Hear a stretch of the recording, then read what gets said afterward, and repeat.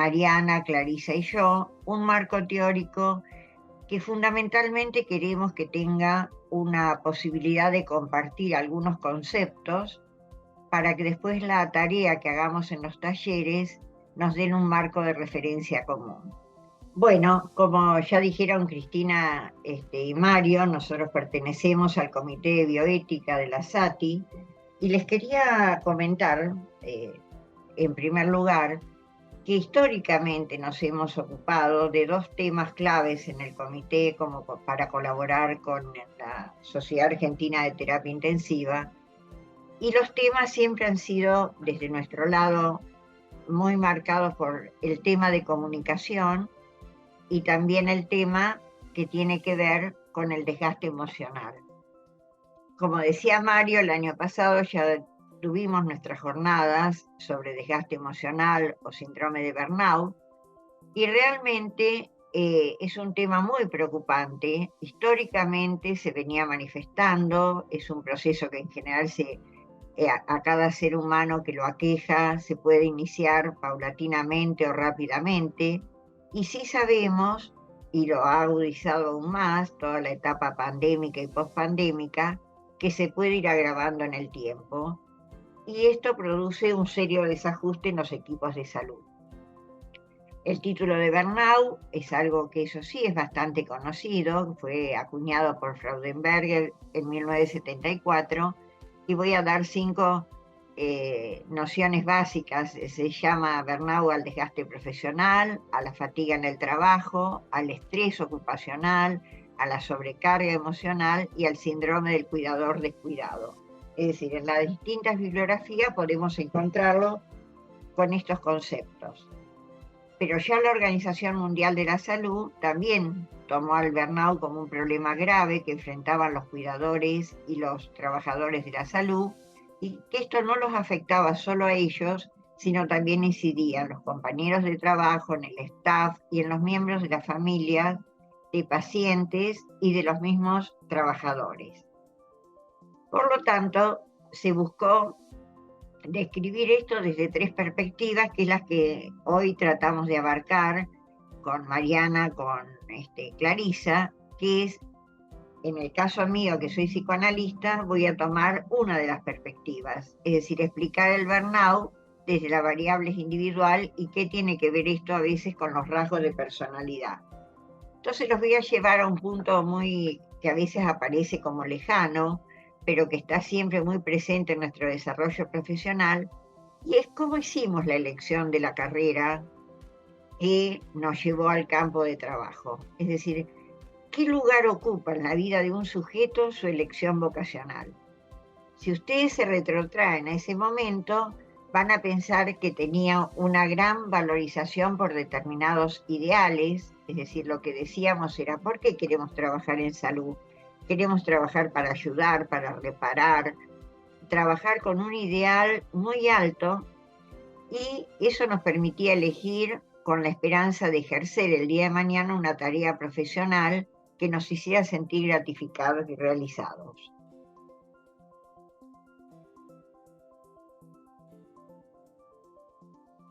Pero la realidad a veces no coincide con los ideales, es decir, piensen que la mayoría de nosotros elegimos esta vocación cuando estábamos finalizando la adolescencia o en el comienzo de la primera juventud.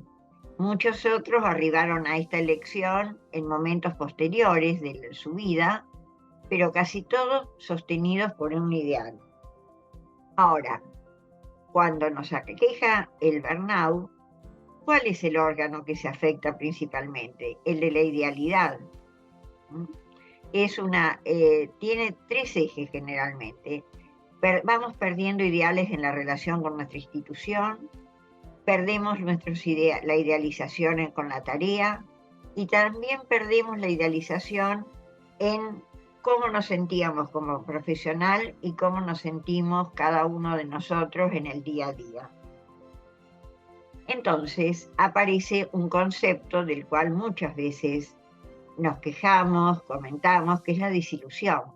Y empieza el ideal con el que elegimos, la realidad en la que trabajamos y la frustración que a veces tenemos en el proyecto profesional que llevamos a cabo. Esa desilusión a veces es tolerable desde el nivel personal o desde nuestro desarrollo profesional, aunque estemos atravesados por distintas frustraciones. Pero muchas veces esto entra en crisis y nos sentimos permanentemente agredidos y limitados para llevar a cabo esa tarea que nos ha sido confiada.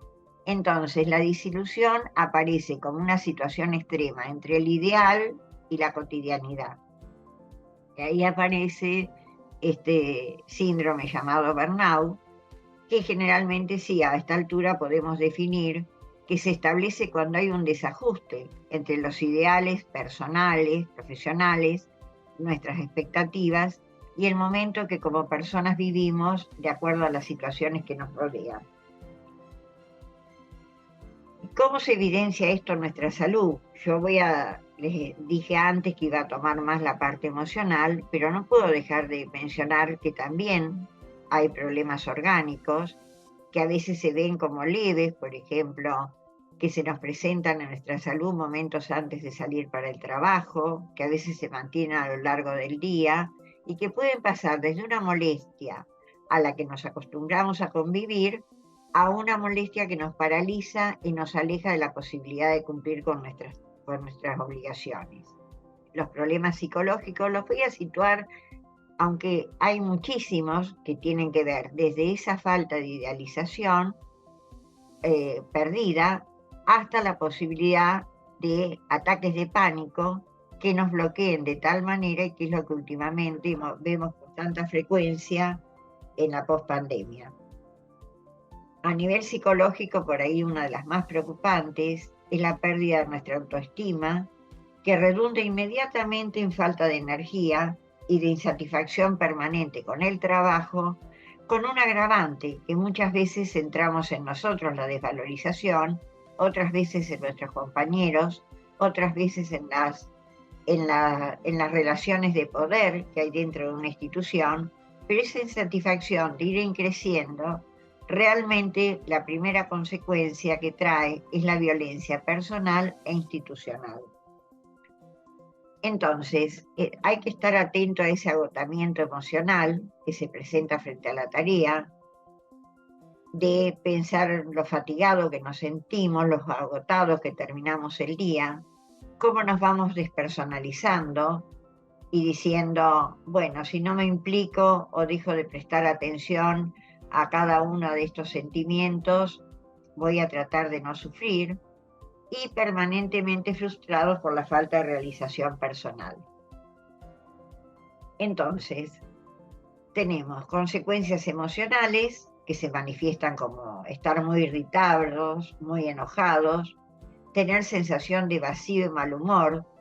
Esto es preocupante a veces a nivel de las relaciones interpersonales, porque parece que estamos en menos, estamos negativos, no nos queremos comunicar, nos autoagredimos y agredimos.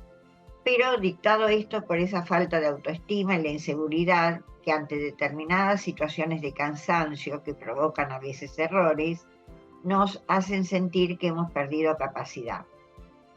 Este distanciamiento que hay entre el ideal provoca un desinterés que hace que rechacemos a veces las tareas laborales. Pero hay factores en la personalidad de cada uno de nosotros que en vez de ayudarnos, como fue en el momento en que que estudiábamos, que nos destacábamos por ser muy aplicados, en realidad en el interjuego profesional empieza a jugarnos en contra. Por ejemplo, un fuerte idealismo, una elevada expectativa frente al trabajo, hace que nuestra dependencia hacia los demás y de la mirada del otro, y la aprobación del otro, esté la vara esté muy alta. Y ese nivel de autoexigencia nos hace que a veces manejemos con dificultad situaciones de estrés o situaciones conflictivas en el equipo, y nos planteemos permanentemente que las cosas son o todo o nada. Y en realidad los grises a veces son una mejor ayuda para predisponer a la tolerancia de situaciones estresantes que nos va a plantear la situación profesional. ¿Cómo poder reconocer que estamos atravesados por burnout? Bueno, porque nuestra actitud paulatinamente fue cambiando hacia la vida, es decir, de personas entusiastas, optimistas, positivas, nos fuimos convirtiendo otra vez, tal vez, en personas que nos quejamos cada día más del trabajo, que todo lo que hacemos parece un esfuerzo tremendo y que además, al terminar la jornada, volvemos destruidos a nuestra casa, cansados, agotados y con esa sensación que mencioné antes de vacío. Pero también admitamos que puede haber grados en esto. A veces es un día, a veces es una temporada, que ocasionalmente estamos embargados por estos sentimientos. Hay que prestar atención si esto tiene breve duración y a veces con una jornada de descanso podemos compensarlo. Sin embargo, hay muchas situaciones en que esto perdura y en otros casos muy, muy preocupantes se transforman en síntomas crónicos de depresión, donde la pérdida del interés ya empezó a ser, no solo por la tarea, sino por casi todas las cosas de alrededor de nuestra vida. Cuando el burnout avanza, lamentablemente cuando se transforma en este estadio complejo de que hemos perdido interés por casi todo, lamentablemente a veces es irreversible.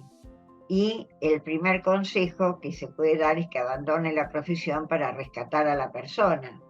Pero eso implica a veces un trastorno al recurso humano de una institución muy, muy grave. Y es a lo que nosotros hace años que venimos trabajando, de no perder recursos humanos en las especialidades que hacemos, que sabemos que son especialidades exigidas, pero que a una persona generalmente es una inversión de su vida de que casi le ha llevado la mitad de la vida llegar a formarse como profesional. Y tener que dejarla de lado por una de estas características es una situación muy costosa, no solo para el sistema de salud, sino para la vida personal de cada uno de nosotros. Por eso la mirada transdisciplinaria, tener profesionales que nos ayuden a entender qué es lo que nos está pasando, es una recomendación adecuada, porque sabemos que el estado emocional se va transformando en progresivo y es necesario entender qué características psicológicas van acompañando a esto, para poder elaborar estrategias de prevención organizacionales y en las áreas de trabajo, que es una de las intenciones que tenemos nosotros en esta jornada. Pero también yo siempre aclaro, cuando tenemos oportunidad de compartir estas charlas, que no todo es burnout. Es decir, nadie puede decir que un día que está realmente agotado, sobrepasado y en un estado de ansiedad que nos parece que no vamos a poder terminar la tarea, que estamos abrumados pensando que no tenemos minutos libres, etc. Y ese episodio, que no es crónico, tal vez se soluciona con un descanso, con un espacio de desconexión. También muchas veces nos sentimos frustrados porque en el momento que hicimos la elección vocacional, los mandatos que estaban sobre nosotros, las expectativas de nuestros familiares, las expectativas de nuestros docentes, etc., nos hacían creer que esta profesión era realmente la que debimos haber elegido. Y muchas veces una crisis vocacional puede reducirse a una articulación de ver qué otras cosas podemos hacer. Y también es cierto que en las instituciones siempre hay momentos de crisis. Y si no nos permitimos pensar que la podemos atravesar, la convertimos en crónica y lo que estamos haciendo es ofrendando nuestra vida en aras de una crisis que puede ser transitoria y que además puede ser una crisis institucional o crisis como las que estamos acostumbrados quienes vivimos en este país, que muchas veces es todo el entorno el que desalienta a pensar que no vamos a salir del paso. Por lo tanto, atentos a que el estado emocional que fui describiendo, no todo se lo llame burnout, sino se lo ubique que a veces simplemente son trastornos de la ansiedad. pero estemos muy alerta cuando ese trastorno de ansiedad se transforma en automedicación, en abuso de sustancias, en reiterados pensamientos que podrían llamarse tendencias suicidas. Cuando estamos en ese estado, es necesario la solicitud de ayuda. Por lo que les dije antes, porque el costo para nuestras vidas es muy alto, pero también es un costo para el sistema de salud, para nuestros compañeros, para las instituciones donde trabajamos, y a veces nos transformamos en cuidadores que estamos más atravesados por la enfermedad que nuestros propios enfermos. La Organización Mundial de la Salud ha alertado sobre esto y está intentando que luego de una situación de desastre como la que nosotros vivimos los últimos años en función de la pandemia, se ha visto que la población ha estado expuesta a esto y hay que organizar rápidamente situaciones y estrategias que nos puedan ayudar. En general, nunca existe una medida paliativa o terapéutica por sí sola en un ambiente laboral. Es poco frecuente, además, que las instituciones nos provean de esta. Por lo tanto, generalmente es una alerta lo que podemos manifestar. Es lanzar un pedido de ayuda frente a una situación crítica para pedir una situación de intervención. Porque en general las instituciones en las que trabajamos están atravesadas por tantas problemáticas de gestión que a veces ocuparse de la salud mental del trabajador no está entre las prioridades. Somos nosotros los que tenemos que alertar sobre lo que nos está pasando, y ahí voy a hacer una reflexión que es, ojo, alertar sin avergonzarnos, porque en general es un pedido de ayuda que se encuentra justificado en no provocar un mal mayor. Pero a veces no solo nuestra falta de autoestima nos hace pensar que si decimos que necesitamos ayuda, desmerecemos nuestro perfil en el lugar donde trabajamos. Y no nos damos cuenta que esa actitud vergonzante es una excusa más para no modificar lo que nos está pasando. Los programas que puede desarrollar van a hablar mis compañeras, pero hay determinadas estrategias para fortalecer esta situación social. Sobre todo, algunas que con que logremos eliminar o disminuir los estresores del contexto organizacional, ya tendríamos una gran ayuda. Por lo tanto, las estrategias que todos conocemos, los grupos de reflexión, a veces rotar en la tarea, sobre todo recomendar la formación continua o permanente, como son estas jornadas y otras tantas que podemos acceder, para que de esa manera los equipos de trabajo se nutran de ese hambre de ayuda que tenemos cuando estamos desencantados o desilusionados. Bueno, muchas gracias. Le voy a dar la palabra a Clarisa, que va a ubicar desde otra perspectiva también lo que he estado hablando.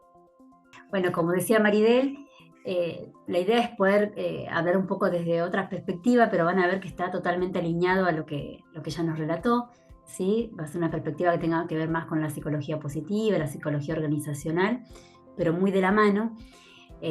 Hasta ahora y en estos 15 minutos, no sé cómo hiciste, Maridel, pero fue una descripción muy profunda y detallada y clara del burnout, así que vamos a tratar de mirar desde arriba. Yo los invito a alejarnos un poco, ¿sí? Y poder tener una mirada más amplia, más desde afuera, que nos permita ver no solo el burnout, sino también al qué poder hacer preventivamente y qué poder hacer proactivamente a través de recursos que tengan que ver más con lo motivacional, ¿sí? Y para esto a mí me gusta pensar en que necesitamos definirnos desde qué enfoque vamos a trabajar y desde qué enfoque vamos a mirar, ¿sí? Esta realidad y esta problemática. Hay un enfoque que tiene que ver más con lo psicopatológico, que es el clásico, y que ve al burnout como una entidad mórbida, ¿sí? Como una enfermedad, una patología. Y hay otro, que es el salutogénico, que es alternativo, y en el que se está haciendo foco todo este último tiempo, estos últimos años, que lo que hace es estudiar y mirar los recursos resilientes, ¿sí? Y el engagement personal y organizacional. Cuando hablamos de engagement, vendría a ser la contracara del burnout, es esa sensación positiva que sentimos cuando estamos trabajando, esa motivación o ganas de estar haciendo, en simples palabras, lo que estoy haciendo, ¿sí? Para eso quería traerles, seguramente muchos de ustedes ya lo han visto, el modelo de la U invertida, ¿sí? O la ley de Sherky-Dobson, que son dos psicólogos americanos que trabajaron sobre el estrés y sobre la relación entre el nivel de estrés y el nivel de desempeño o el nivel de rendimiento profesional, ¿sí? Porque está bueno aclarar, ¿sí? que no todo lo que tenga que ver con el estrés es malo, ¿sí? O es negativo. Incluso deben haber escuchado hablar del estrés bueno y el estrés malo, del eustrés y el distrés, ¿sí? ¿Por qué? Porque necesitamos de esa cuota de estrés y de ansiedad para poder funcionar y para poder defendernos y para poder sobre todo sobrevivir. ¿Cómo relacionan estos dos psicólogos americanos el nivel de estrés y ansiedad con el nivel de desempeño profesional? Ellos nos hablan de nos explican que a medida que va creciendo, ¿sí? Nuestra ansiedad o el nivel de estrés, también va aumentando nuestro desempeño profesional.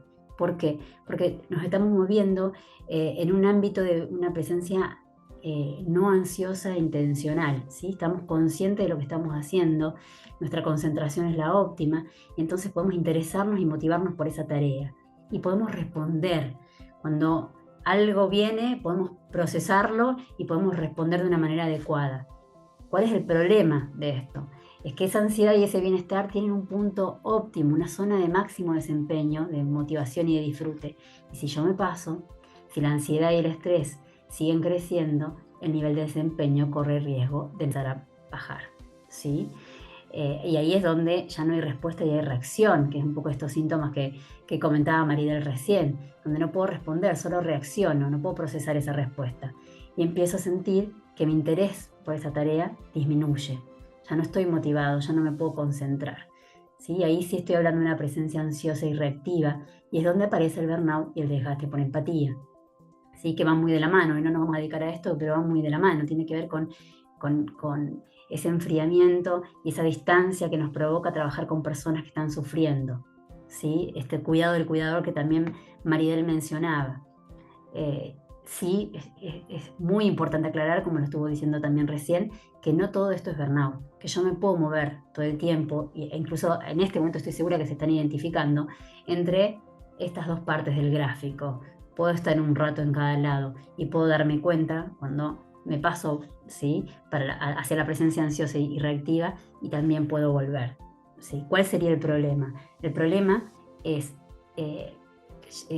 llegar a ese estrés nocivo en donde las emociones negativas se producen por ese desajuste entre que las demandas laborales son demasiado exigentes para lo que yo percibo que puedo responder, ¿sí? Cuando estoy de este lado, de la última parte del gráfico, yo siento que no puedo con lo que tengo que hacer, ¿sí? Tal vez el año pasado o hace unos meses antes sentía que podía con esta tarea, que podía hacerle frente a mi trabajo, y hoy siento que ya no tengo los recursos para lo mismo que antes hacía bien, ¿sí?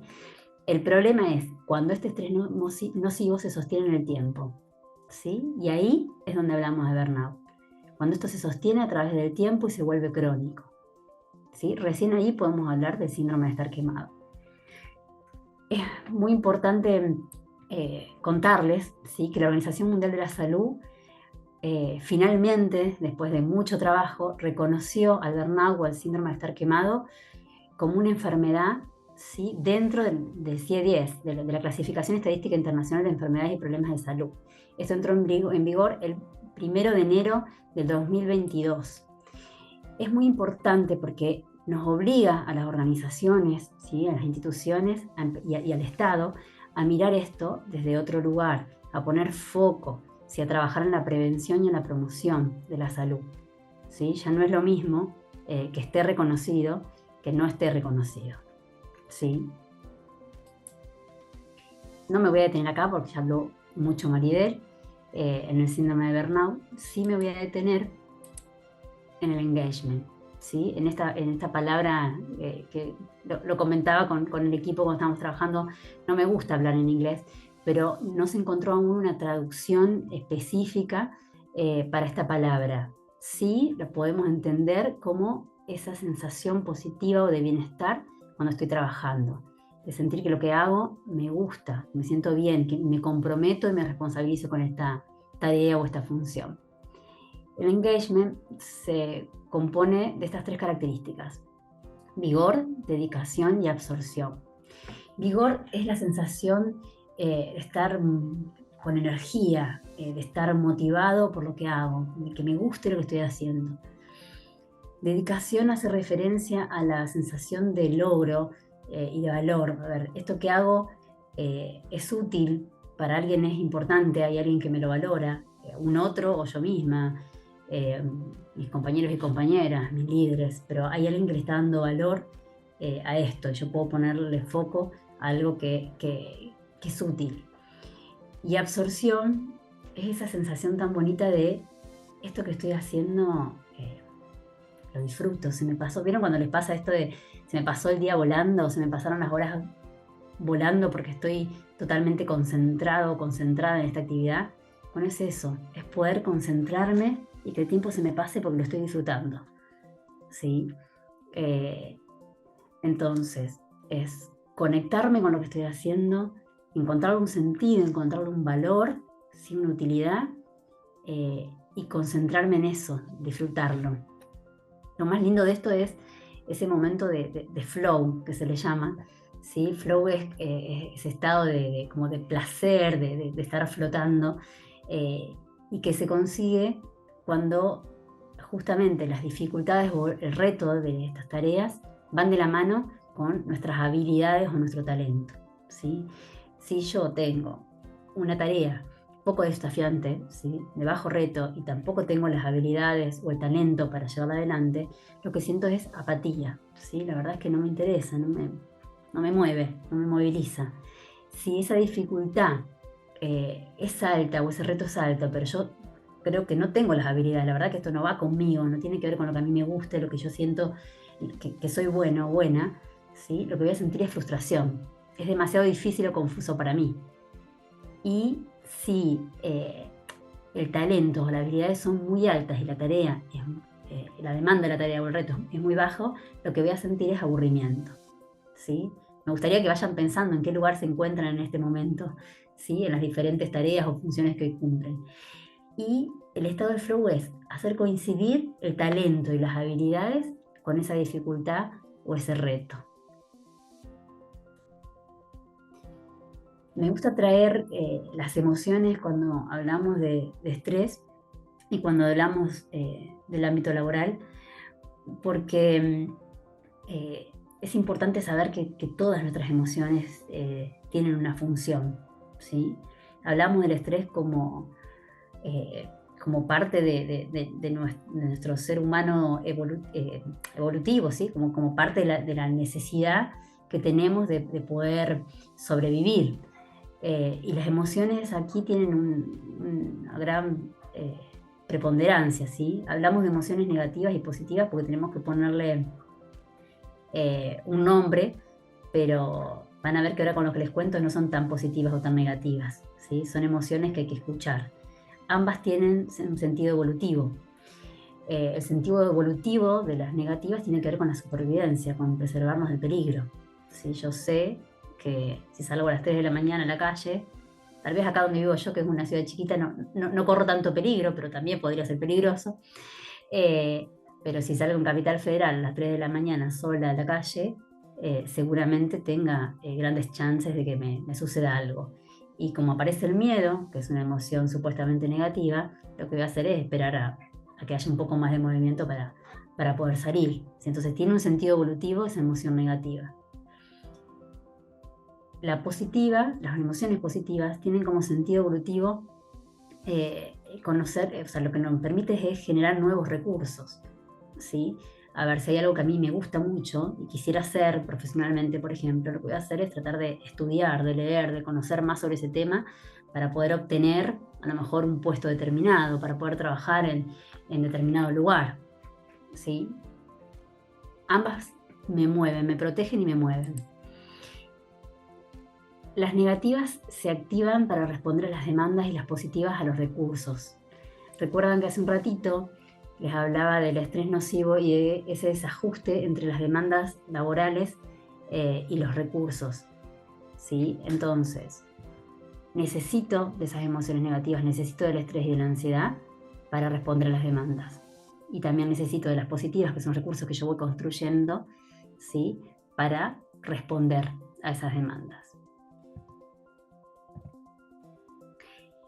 Y la mayor importancia de estas emociones positivas tienen que ver con los recursos motivacionales, ¿sí? ¿Para qué los necesito y en qué niveles los necesito?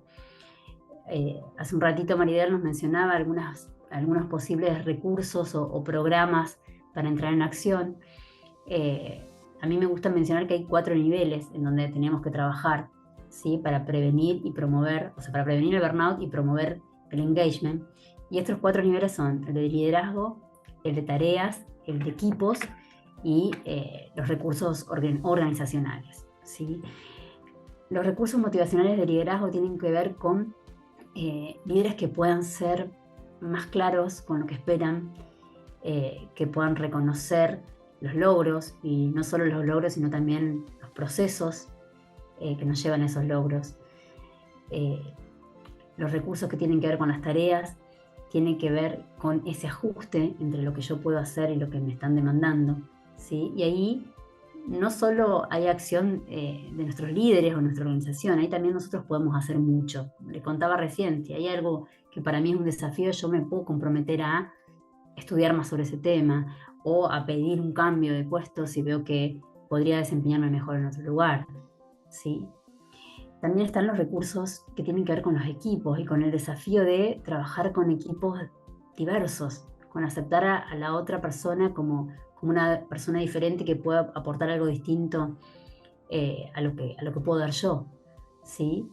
Y los organizacionales, que ahí siempre digo yo que son temas mucho más escabrosos y más difíciles de trabajar cuando uno no tiene la posibilidad de estar en altas direcciones, que tienen que ver con las remuneraciones, que tienen que ver con los beneficios, que tienen que ver ya con políticas, ¿sí? De las organizaciones que tienen que estar pensadas para fomentar este bienestar.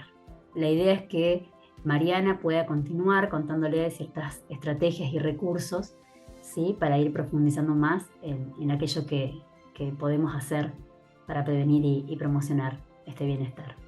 Muchas gracias, Clarisa, muy interesante, la verdad, el enfoque que planteaste en relación al estrés y las emociones, ¿no? Que tienen siempre un sentido evolutivo y nos ayudan en relación a la supervivencia. Bueno, ¿qué tal? Buen día a todos. Mi nombre es Mariana Pedace, soy psicóloga del Comité de Bioética de la SATI y trabajo además en el Hospital Italiano.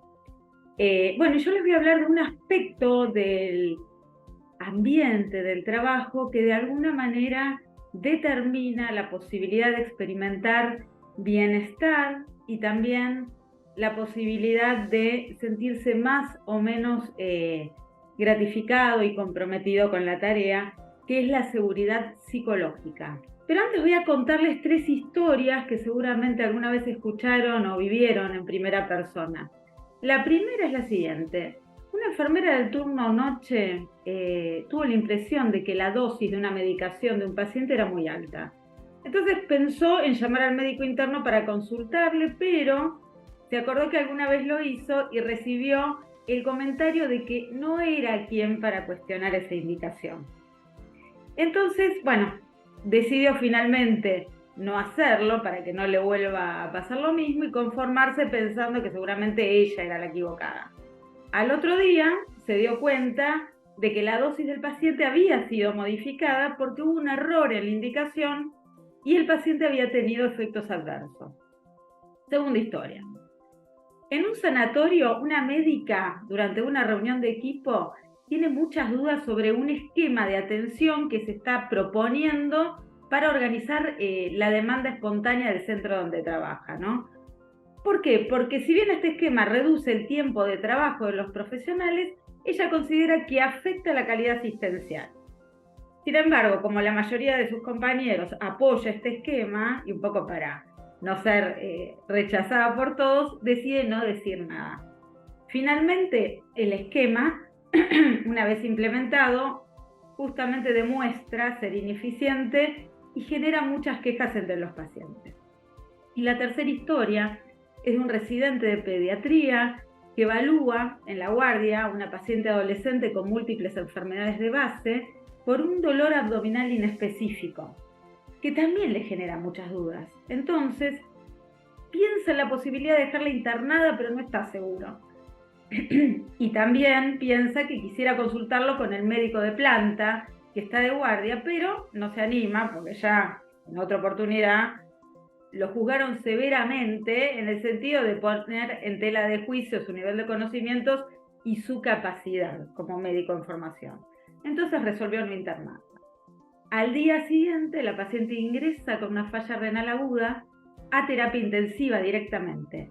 Entra en estado de shock y fallece.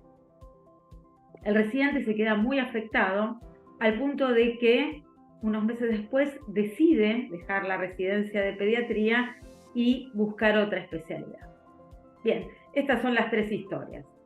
¿Qué tienen en común estos tres episodios? Varias cosas, pero una de ellas es que en todos la voz de los y las profesionales es silenciada. Quizás estando acá hoy en una jornada pensamos que nosotros hubiéramos actuado diferente y seguramente lo hicimos en varias oportunidades. Sin embargo, estas situaciones son mucho más frecuentes de lo que creemos.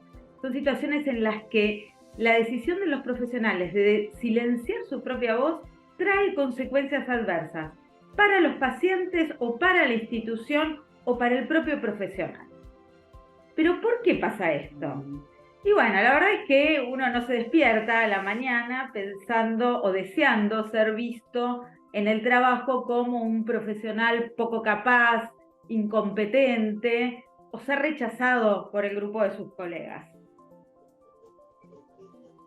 Permanentemente, las personas de manera más o menos consciente ponderamos el riesgo interpersonal en el trabajo. ¿Qué riesgo? El riesgo de ser valorados, no ser valorados, mejor dicho, o respetados, ¿no? Justamente por la gente de nuestro entorno.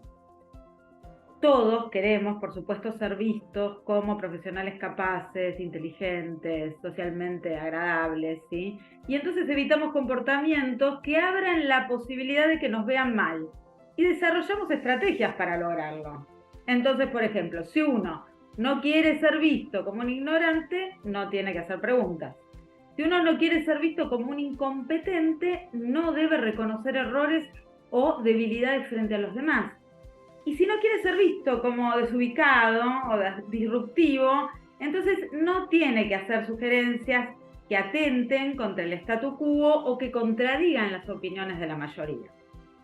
Estas estrategias sirven para la autoprotección y las vamos aprendiendo desde muy temprano, en la infancia. El colegio también se encarga perfectamente de eso. No obstante, cuando la gente no habla, la capacidad de una institución o de un grupo de trabajo para prevenir errores, para innovar y para crecer se ve seriamente amenazada, ¿sí? Ahora, en el ámbito de la salud, el silencio de los y las profesionales para no correr riesgos interpersonales puede verse promovido, además, por una narrativa en particular que imperó durante muchos años y que aún sigue imperando en el ámbito asistencial, y que es la narrativa heroica.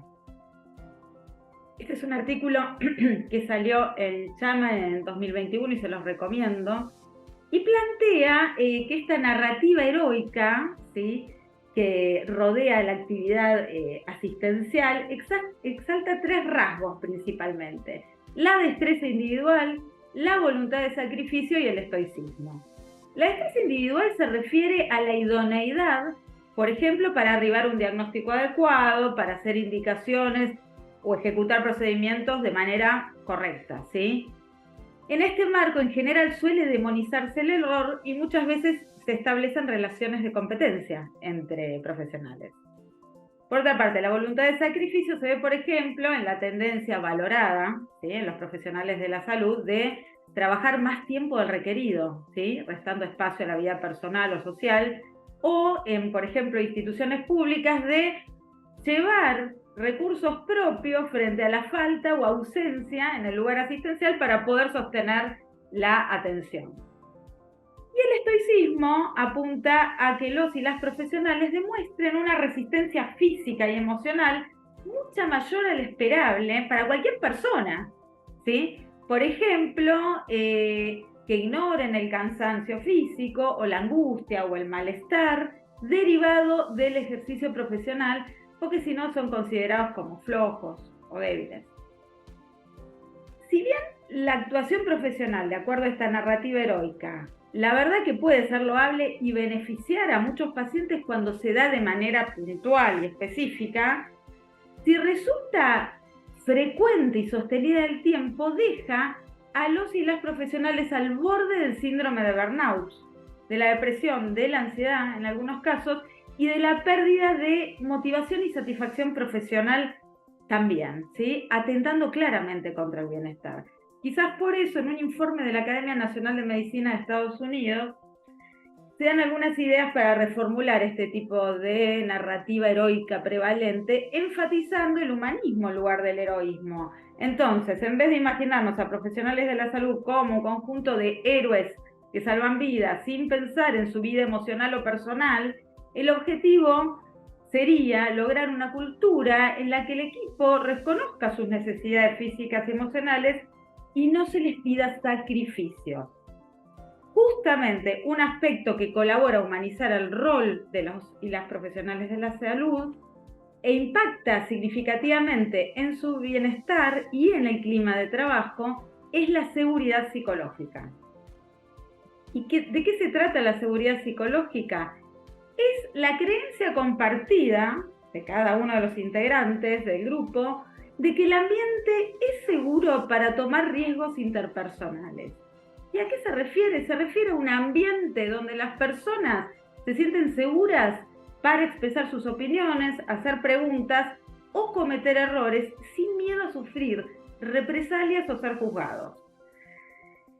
En un entorno que tiene seguridad psicológica, entonces uno puede ser quien es, ¿sí? Y en este sentido se fomenta ampliamente la confianza, la colaboración y las ganas de aprender.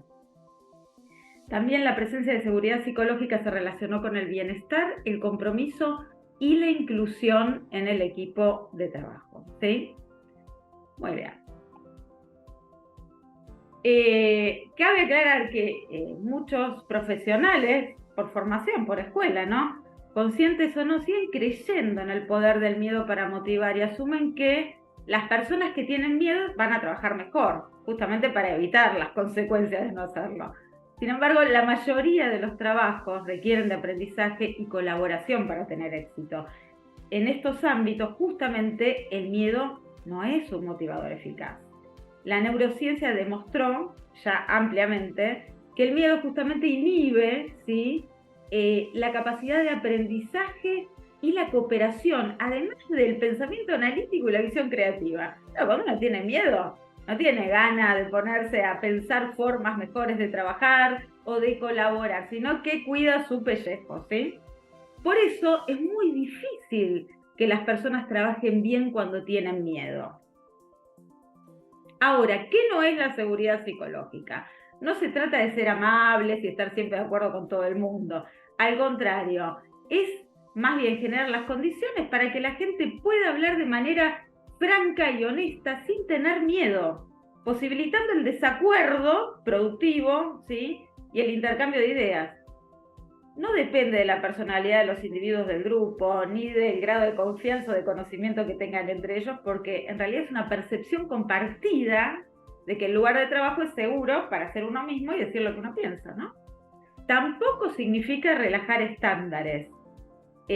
No se trata de generar un entorno complaciente en el que todo vale, todo está bien, sino al contrario.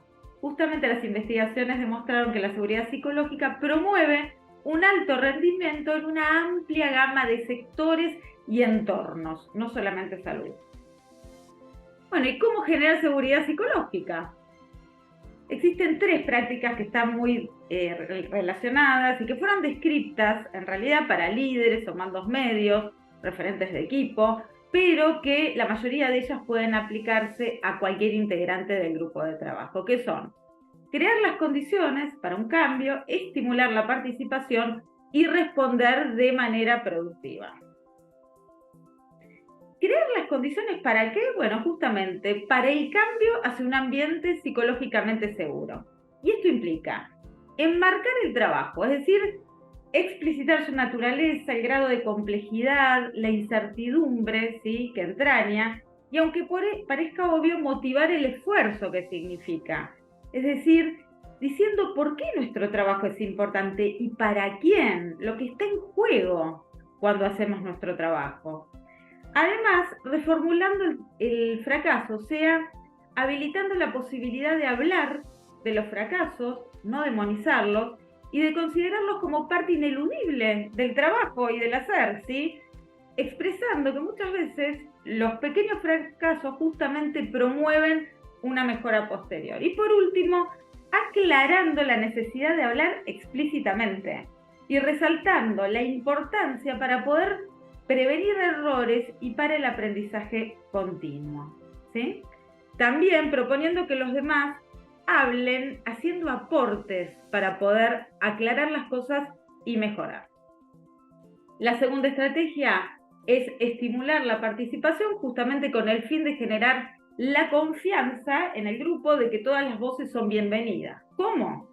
Demostrando humildad situacional, es decir, demostrando que uno no tiene todas las respuestas, que siempre se puede aprender más, que uno no sabe qué hacer y que uno en ciertas situaciones también se siente vulnerable. No está mal demostrar angustia, preocupación, miedo, porque todos la experimentamos, por más que no lo digamos. También indagando proactivamente, lo que significa hacer buenas preguntas, preguntas abiertas, y esperar la respuesta de otros en lugar de preguntas meramente retóricas que simplemente busquen expresar nuestra opinión, ¿sí? Por último, creando estructuras que apoyen el aporte de todos. Por ejemplo, reuniones sistemáticas del equipo de trabajo para opinar sobre lo que están haciendo y lo que está pasando. Foros para que el grupo pueda expresar sistemáticamente sus ideas y preocupaciones en un ambiente justamente seguro, donde no se juzgue por hacerlo. Bien, y por último, respondiendo productivamente. ¿De qué manera? Por un lado, expresando sincero aprecio, ¿no?, por las preguntas y los aportes, o sea, teniendo una escucha activa, ¿sí?, cuando los otros dicen o preguntan algo.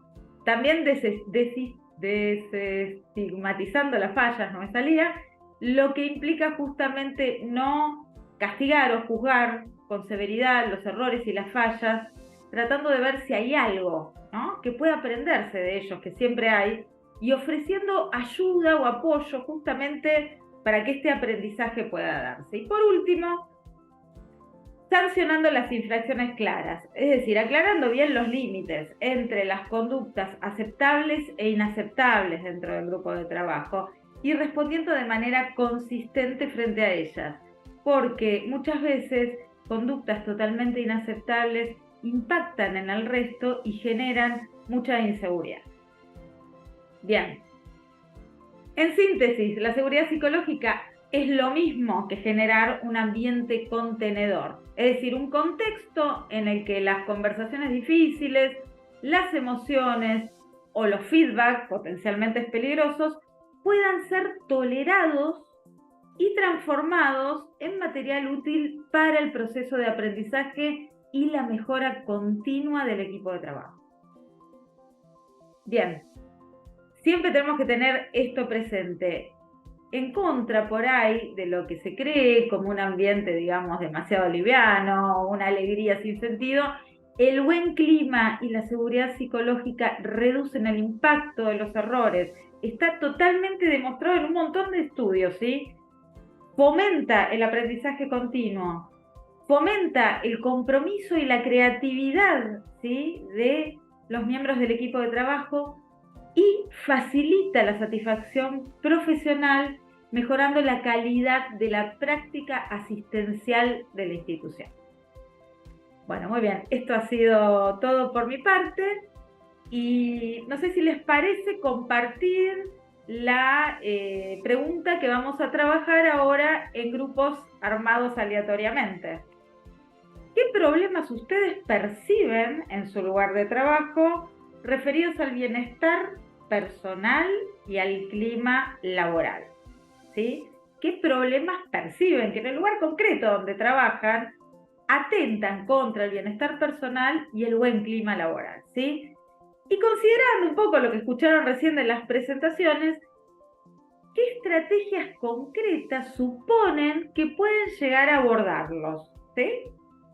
¿De qué manera concreta? ¿Sí? No tiene que ser, digamos, nada muy sofisticado, ni muy teórico, ni nada por el estilo. ¿Sí? Acciones concretas, llanas, suponen que pueden llegar a ayudar a resolver estos problemas que perciben en cuanto al bienestar personal y al clima en el entorno de trabajo. Y comenzamos con Edith, entonces el grupo 1. Si somos el grupo 1, somos los primeros y rompemos el fuego después que volvimos de este viaje cibernético. En principio, algo que consensuamos en el grupo fue la alegría y el agradecimiento de poder participar de este tipo de actividades. El grupo estaba representado, 22 participantes, 2 coordinadoras y de distintos lugares, de distintas provincias de capital y también del extranjero. Las 2 coordinadoras iban sintetizando a medida que iba avanzando y esto permitió hacer esta síntesis general, ese punteo, como decía antes Maridel. En principio, en el intercambio surgieron aspectos de dificultades y aspectos de recursos. Dentro de ambos fueron mencionados aspectos tanto contextuales, macro, micro y pequeños, como aspectos de la disciplina en particular, ya que pueden ser vinculados con medicina, con psicología, con enfermería, y aspectos personales. En ese sentido, las dificultades que más se resaltaron, el pluriempleo se llevó así como todos los premios, y en ese sentido esto vinculado con muchas dificultades para poder organizarse en ir de un lado al otro y tener incluso diferentes tareas de diferentes niveles, que no solo son tareas asistenciales, sino también administrativas, incluso a veces, no lo mencionaron de esta manera, pero por lo que decían de los aspectos sanitarios, también entiendo que de la limpieza del lugar en muchas situaciones, cosa que produce más tensión y más sufrimiento y más dificultad. Y otra dificultad que también fue mencionada es el aislamiento, la distancia, la violencia, entre comillas, normalizada o acostumbrado, ya sea violencia dentro del mismo equipo o violencia de los pacientes hacia el equipo de salud.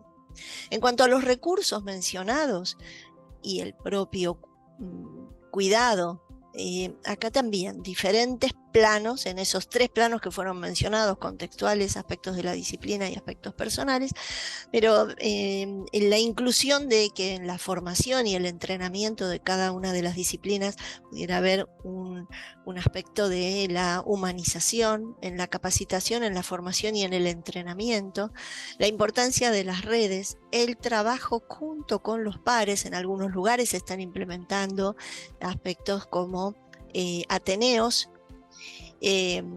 y participación y reconocimiento en pequeñas situaciones de la vida cotidiana. Por otro lado, fue relevada la importancia de la planificación, de los roles, de la distribución equitativa del poder, yo lo estoy sintetizando también, y algunas estrategias que podríamos denominar como estrategias narrativas, como por ejemplo la escucha activa, el reflejo de emociones frente a situaciones de violencia que no cambian a lo mejor la situación más contextual, pero sí facilita el trabajo en la vida cotidiana. También fue diferenciada la situación de queja como intercambio versus la situación de construcción de acciones responsablemente diferentes.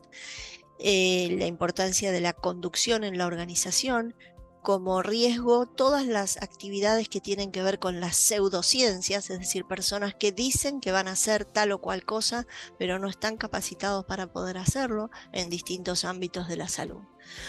Y un aspecto que también fue mencionado fue la importancia de integrar todo el aspecto académico con el aspecto asistencial. Yo lo sintetizaría como poder apoyarnos en qué nos dice la investigación y que no sea como un ámbito aparte, sino como algo que se pueda integrar en la práctica cotidiana. Hacia el final también resaltamos que estas soluciones, entre comillas, llevan tiempo, que observar cuando hay un problema a veces produce también un dolor, y la importancia de que esto sea rápidamente resuelto es un desafío, porque lleva un tiempo, es un proceso, es algo que necesitamos tolerar, que a veces es algo crónico, y que, como también fue resaltado, diferenciar qué cosa es la que sí podemos hacer en la vida cotidiana y qué cosa excede nuestras posibilidades, no porque eso no sea importante, pero que no podemos cambiar grandes, por ejemplo, políticas públicas, al menos en el ámbito concreto cuando estamos al lado de un paciente.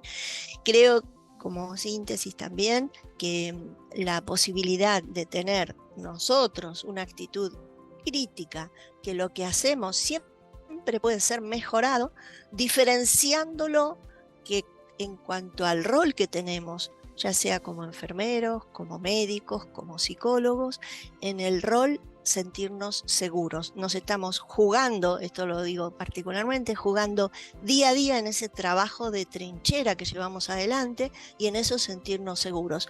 En la acción podemos dudar todo lo que querramos y mejorarlo.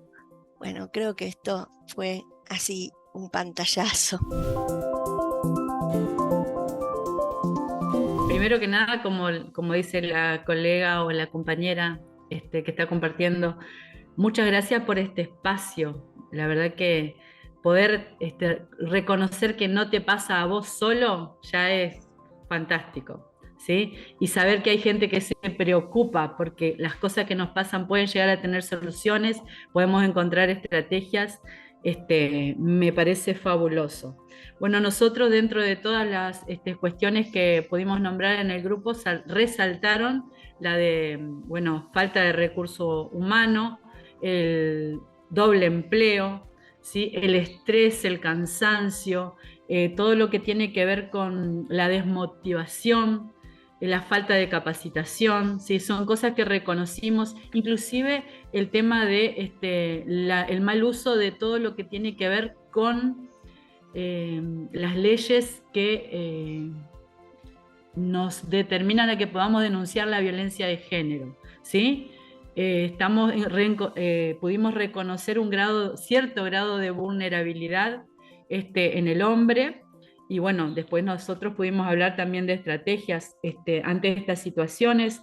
Después, bueno, la forma en que las mujeres estamos ocupando espacios, por ejemplo, en cuanto había una colega que es Ayelem, una compañera del grupo que es Ayelem, que ella nos decía cómo se han introducido las mujeres, por ejemplo, en los equipos de bomberos. Entonces, los espacios, cómo estamos teniendo la fuerza, no solamente en nuestra voz, las mujeres, sino también en ocupar espacios, ¿sí? Obvia. Ahora lo que tenemos que encontrar es ese equilibrio, ¿sí? Pero muy bien, pudimos escucharnos. Después, por ejemplo, el desgaste en los roles, ¿sí? ¿Cómo afrontamos desde los roles las problemáticas de nuestros equipos, ¿no es cierto? ¿Qué más, Mariana, que seguramente usted tiene anotado? Nombraste unas cuantas, pero otra de las cosas que se mencionaron fue la falta de comunicación, ¿no? La dificultad justamente de espacios para hablar y para poder escucharse, validados institucionalmente, espacios dentro del horario de trabajo, no en cualquier otro momento. Y otra cuestión, Patricia, que justamente vos nombraste y también se mencionó al principio fue el tema de qué rol ocupa la salud mental, qué espacio puede tener la intervención de un profesional de salud mental abajo. ¿Cómo hacer para que los y las empleadas no se sientan estigmatizados por acercarse o no se sientan que atentan contra el discurso heroico, o también que no lo hagan porque no tienen tiempo, esa es otra, ¿no? Y que puedan acceder de alguna manera a través de talleres que pongan sobre la mesa, por ejemplo, el tema de la salud mental, el tema del estrés, el tema del cansancio, para que empiece a estar dentro de la agenda, ¿sí?, del equipo de salud. Exacto. Y bueno, y después, cuando empezamos a hablar de las estrategias, que fue ahí donde nos quedamos en nuestra charla, estuvimos hablando de todo lo que tiene que ver con mejorar la comunicación y justo, como dice Mariana, los espacios para poder expresar, ¿sí? Pero dentro de la institución, porque por ahí nosotros despotricamos en nuestra familia y nos llevamos las cosas para casa, o despotricamos ahí en el horario de trabajo con nuestros compañeros nomás, pero bueno, no estamos pudiendo encontrarle la vuelta, como decíamos, a las estrategias para poder ayudar a la salud mental de quienes estamos trabajando. Y no solamente hablo de los enfermeros, obviamente hablo de todo el equipo multidisciplinario, porque en realidad todos tenemos el mismo objetivo, no solamente como lo decimos en cuanto a calidad de cuidado, sino a que ese paciente, cada uno desde nuestra disciplina, o sea, tenemos que estar lo mejor posible para poder cuidar y tratar a otros, ¿no es cierto? Después, bueno, el tema de la escucha, eso, no en la comunicación, justamente reforzar ese tema de la escucha, el poder pedir ayuda y bueno, principalmente yo creo que para todo esto, inclusive para poder tener la libertad y la seguridad de trabajar y de actuar, debemos reforzar lo que es la capacitación, ¿sí? Todas las personas, en la medida que conocemos de pedir ayuda, la fortaleza de actuar y mayor seguridad en nuestros espacios de trabajo. Perfecto, Patricia, hiciste una síntesis impecable. Nada más agregaría algunas ideas que también surgieron, como es, por ejemplo, ofrecer desde mi institución alguna actividad cultural o recreativa, ¿sí? Como para que los y las profesionales, los empleados puedan dispersarse, tener momentos de dispersión habilitados, aunque sea extra trabajo, sino como para incluir dentro de lo que es la vida de esa persona la posibilidad de disfrute artístico o de dispersión. También hablábamos del reconocimiento, la necesidad de sentir que se valoran aspectos positivos, que no todo es un feedback negativo, sino también que el feedback empiece a incluir, señalar lo que esté bien, ¿no? Porque de esa manera es mucho mejor recibido por cada uno de nosotros y también nos motiva como para poder mejorar, ¿sí? También hablaron de reducir las jornadas de trabajo, por supuesto el horario, ¿no?, que a veces es excesivo y que atenta contra el bienestar y el buen clima, y dentro de las herramientas y la capacitación que decía Patricia, bueno, incluir recursos como para poder gestionar nuestras propias emociones y saber contener a los demás. No solamente capacitación académica y profesional, que por supuesto es muy importante, pues también reduce el nivel de estrés, sino también poder capacitarnos para poder comunicarnos, poder gestionar nuestras emociones, el clima laboral, las emociones del otro, de la mejor manera posible. Bueno, nosotros obviamente al llegar a ser los últimos como grupo, muchos temas lo compartimos acá con Clarisa y vamos a ir haciendo entre las dos relevamiento, y le pedimos a nuestro hermosísimo grupo, porque tuvimos una belleza de grupo, que si algo les parece que no somos tan fieles transmisoras, lo puedan aportar, ¿no? Pero también surgieron como problemas, los dividimos en problemas y los dividimos en estrategias. En la parte de problemas, apareció que a veces no había interés común en todos los que realizaban la tarea, ¿no? O sea, que a veces esto influía en el desgaste, ver personas de parte del equipo que no tenían interés, ¿no? Después, por supuesto, el pluriempleo apareció, la cantidad de horas de trabajo también apareció, la cantidad de horas asociados a lo que nos saca de tiempo para la familia, la recreación, la capacitación, ¿no? Todo. También apareció falta de motivación, falta del concepto, y esto fue muy interesante, ¿para qué trabajamos? ¿No? O sea, perder el sentido que nos convoca a... Se marcó también como grupo que no había tanto tema vocacional como tema de perder, obviamente, esa motivación por trabajo que se hacía en forma automática ya, que no era una cuestión económica solamente, que también dolía a veces estar con otros, y esto también apareció como importante. Cuerpos despersonalizados sin sujeto, esto también, ¿no? El tema de las adicciones en los puestos de trabajo, que había que poner mucho el cuerpo, y entonces este era parte de lo que es el desgaste. No poderse desconectar del trabajo, ¿no? O sea, ya llevándolo fuera de los ámbitos que podrían estar. Los cambios de gestión en forma permanente, esto también apareció. Falta de alguien que ayude a armar equipos, que ayude a poder salir de estas situaciones, ¿no? También apareció las fallas que están teniendo las instituciones a veces en esta desarticulación, pero que habría que lograr articulación, en los cambios generacionales o los cambios en las modificaciones en las estructuras, por ejemplo, en Entre Ríos del hospital, pasó de un hospital viejo a un hospital nuevo. También la parte de no hacen... proponer y que no cumplen lo que se propone, ¿no? Porque se salió en el aporte del grupo, ¿no? Intento hacer muy buenas ideas, tirarlas para qué, y no se terminan llevando a cabo, ¿no?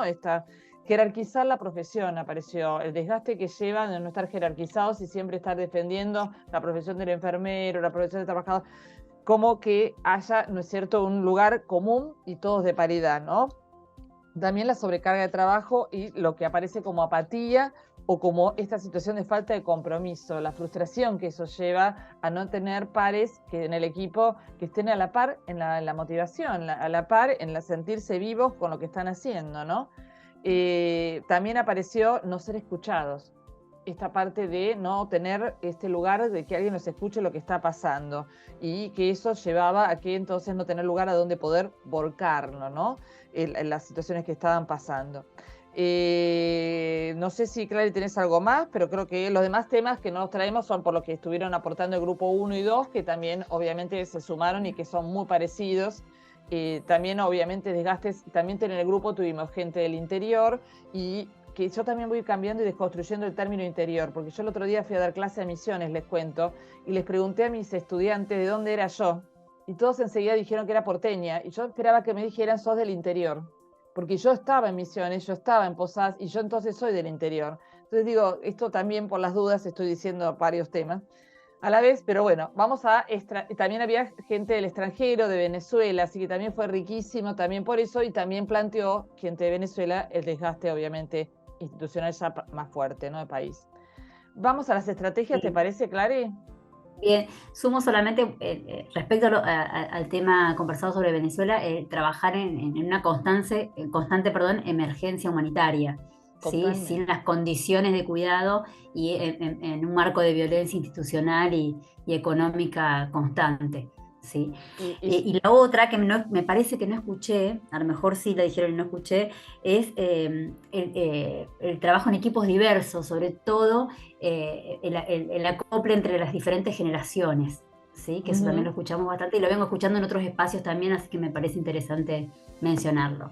Tal cual. Esto no es menor, Clary, porque cuando apareció que me llamó poderosamente la atención, emergencia humanitaria, emergencia sanitaria, emergencia alimentaria, o sea, digo, cuando uno tiene tantos focos, ¿no? O sea, a ver, digo, a la vez estas situaciones, ¿no? También por eso fue también fuerte esta escucha, ¿no? Y vamos para cerrar de alguna manera con lo positivo, porque esto me parece que también es importante, ¿no? Que les decíamos que por suerte a todos estos problemas, yo les cuento que de chiquitas a mis hijas les enseñé que podían venir con todos los problemas que sea, porque somos los papás y teníamos que escuchar todos los problemas, pero que vengan con la solución posible, de manera de hacer ejercicio siempre, ¿no? El problema con la solución. Así que acá las estrategias que aparecieron fue, primero, la supervisión profesional en equipo y personal. Después, actividades lúdicas. Recién alguien dijo en el grupo 2 el tema de lo cultural, y acá apareció las actividades lúdicas, la biodanza, espacios, ¿no? Obviamente de poder, que a veces es cortito, ¿no? El viernes de tal cosa, ¿no? O sea, a ver, ejes temáticos, fechas. ver películas y comentarlas, compartir la palabra, habilitarlos para que puedan ser escuchados, detectar los riesgos. Todos tenemos la importancia de poder detectar los riesgos. En la vida hay que detectar los factores protectores y los factores de riesgo, ¿no? Estamos todas las instituciones trabajando en esto, trabajar en forma preventiva, tomar conciencia. Digo, ustedes saben que Piaget diría que no se puede aprender si uno no toma conciencia, ¿no? Esto es la mejor noción del error. Trabajar en equipo, apoyos para formar redes también, ¿no? O sea, ver espacios de escucha, pero aparte individualizados. Dicen, la pandemia salió muy bien, todos los equipos de psicología salieron a cubrir. Bueno, que vuelva otra vez todas estas situaciones de trabajar en los distintos lugares, saber cuidarse. Yo les conté que en la facultad estamos trabajando en un proyecto que se llama Cuidadanía, que se llama la cultura del buen trato y esto se llama cuidar al otro. Hagamos un trato, cuidemos al otro y cuidémonos. Saber cuidarse uno mismo también apareció como estrategia, ¿no? La comunicación, trabajar sobre comunicación clara y participativa. Después armar grupos de trabajo en pequeños temas para poder capacitarse y formarse. Después incorporar profesionales especializados y trabajo en equipo apareció, y poder como tematizar y poder apoyar jornadas que tengan que ver, apareció acá por ejemplo el Día del Corazón, y entonces todos poder hacer trabajos, pero que esas sean las excusas de reunirnos y de poder corrernos de por ahí el trabajo diario y rutinario también que estamos haciendo, ¿no? Y yo les propondría a los presentes, a los participantes presentes, si quieren agregar en 1 o 2 palabras qué cosas les fueron útiles de este momento, ¿no? De este espacio que está organizado y que esperemos que se vuelva a repetir.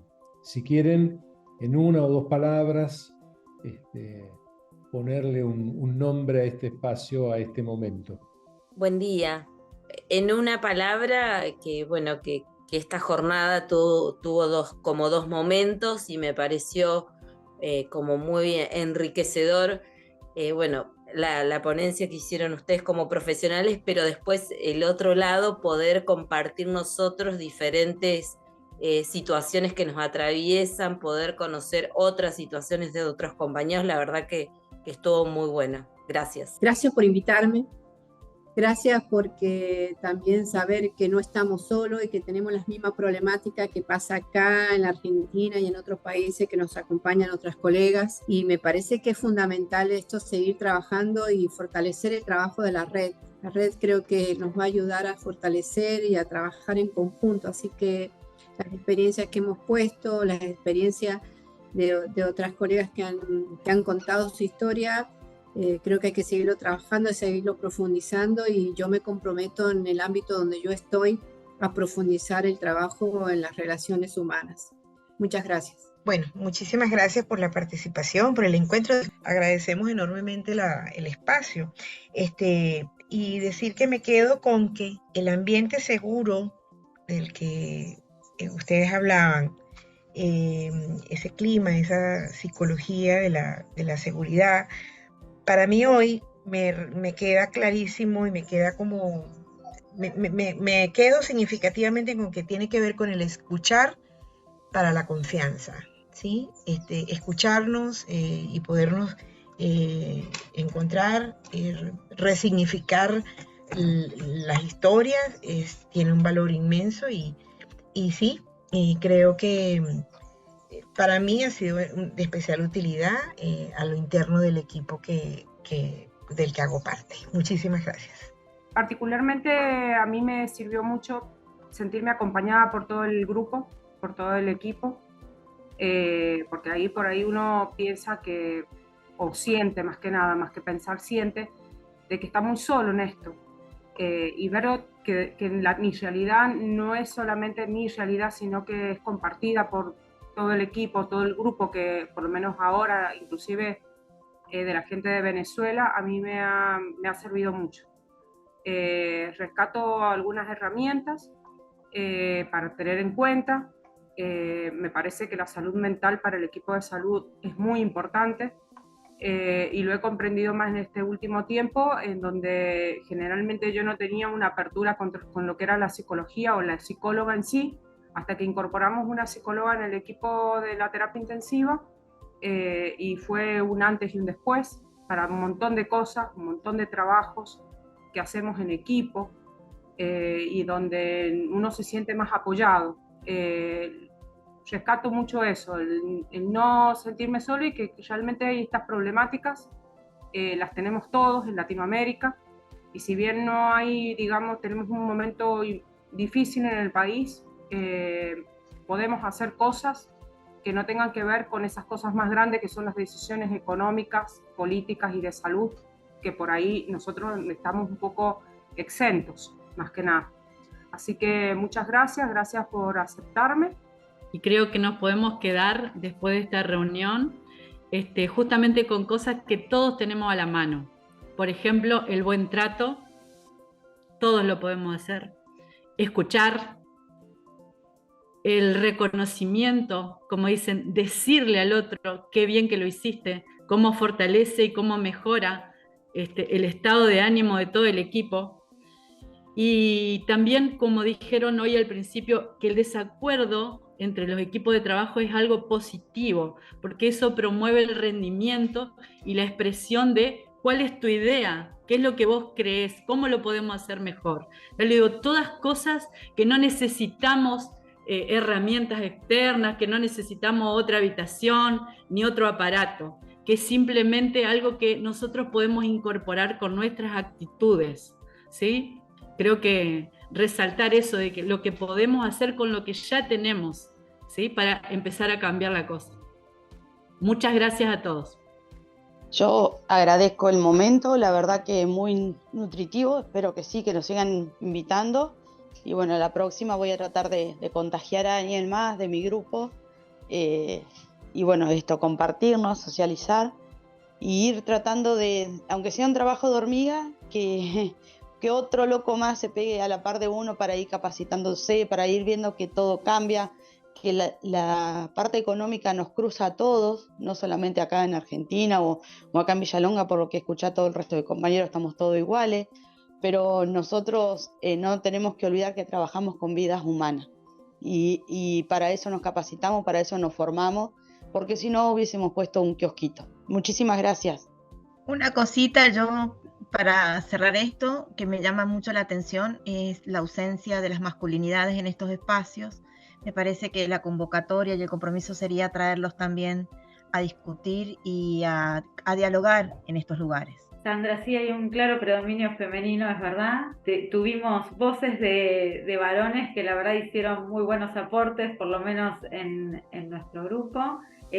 Claro que es algo también social, el género femenino estamos socialmente habilitados para hablar de estas cosas, ¿no? De emociones, de cómo del estrés, de cómo uno se siente, y muchas veces los varones, ¿no? Con este paradigma por ahí aún vigente, pero que se está desconstruyendo de el machismo, la fortaleza, la invulnerabilidad, bueno, quizás no se sienten todavía muy convocados o no se permiten acceder a estos espacios. Por supuesto, tenemos que seguir trabajando en ese sentido y convocándolos, porque esto es algo que trasciende completamente los géneros y nos compete a todos como humanos, ¿no? Sienten muchas veces que pierden masculinidad. Por ahí me ha tocado con compañeros y amigos varones que no aportan y tienen unas ideas espectaculares, pero no aportan porque sienten que desde lo emocional pierden esa masculinidad y nada que ver. Y que algo que quería aportar es el tema por ahí en ese sentido de la conciencia, de la toma de conciencia. Estamos trabajando para ayudar, y si no podemos ayudarnos a nosotros, ¿cómo vamos a ayudar a los demás? Entonces la toma de conciencia y el compromiso es algo fundamental. Se repite una constante que venimos trayendo desde los grupos de Cuidar a quienes cuidan del 2020, donde sí, las mujeres son las que más, en todo caso, ponen el cuerpo, porque además son como las que naturalmente son las que se ocupan del cuidado. Entonces son más conscientes de la necesidad de cuidarse a sí mismas. Y es cierto de que el hombre, reconocer una falla en el hombre es a veces, no a veces, tal vez siempre, es más complicado que en las mujeres. De la estadística tuvimos 15% se anotaron en esta capacitación. O sea, solo el 15% eran hombres, de todas las mujeres que se anotaron. Y un 10% participaron. Y esto es una constante que se viene repitiendo en todos los eventos y acciones de capacitación que hemos hecho alrededor de este tema.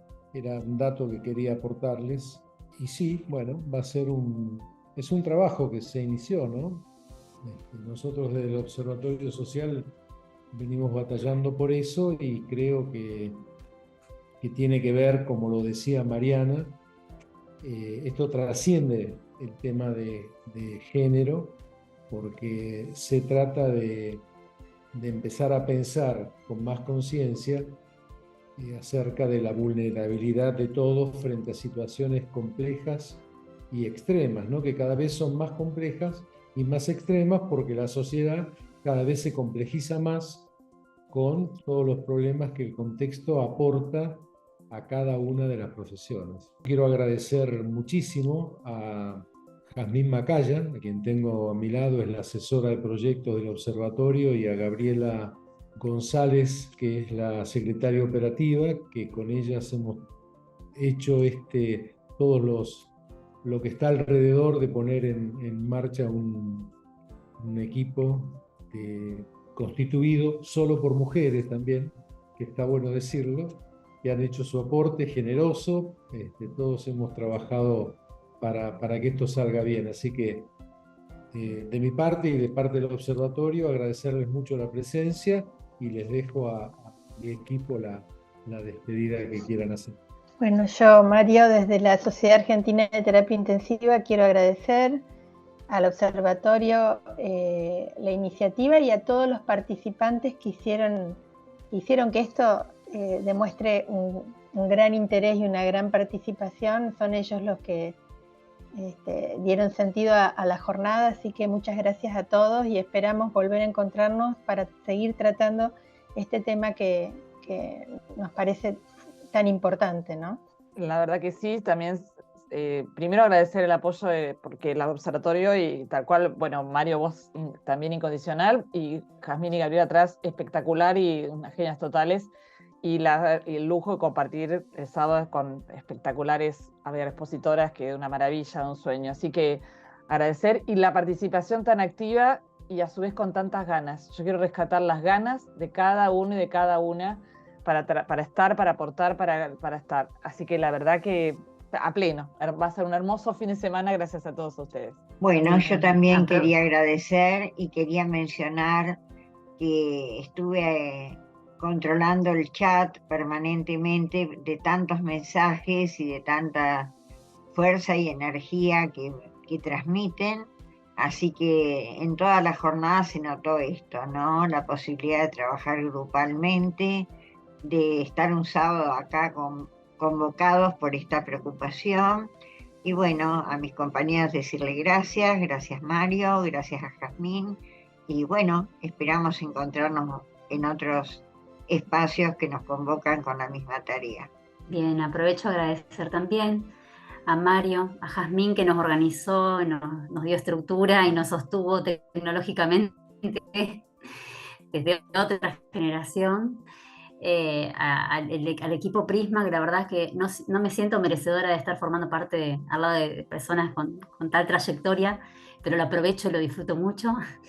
Y bueno, y a este grupo de personas, de seres humanos que se conectaron hoy, al cual me siento unida por una misma pasión, que es cuidar y mirar a otros con amor y con compasión, y que espero que esta sea una oportunidad para empezar a mirarnos con más compasión a cada uno de nosotros y nosotras, ¿sí? Y bueno, los invito a caminar esto juntos y juntas, y espero volver a encontrarlos en algún otro espacio. Bueno, Clarisa, yo también mucho más no tengo para agregar a todo lo que dijeron. Estoy realmente agradecida al equipo que organizó la jornada, haber compartido con colegas el debate previo, de qué hablar, de qué no hablar, etcétera.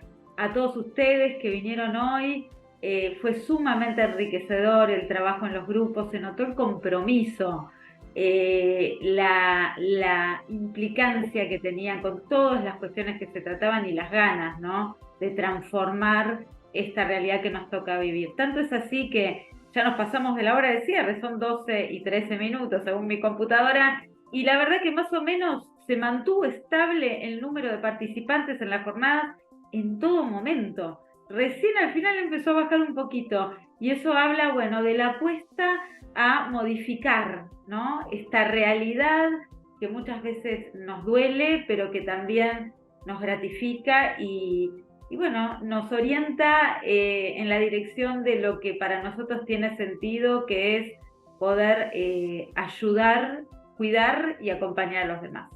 Gracias.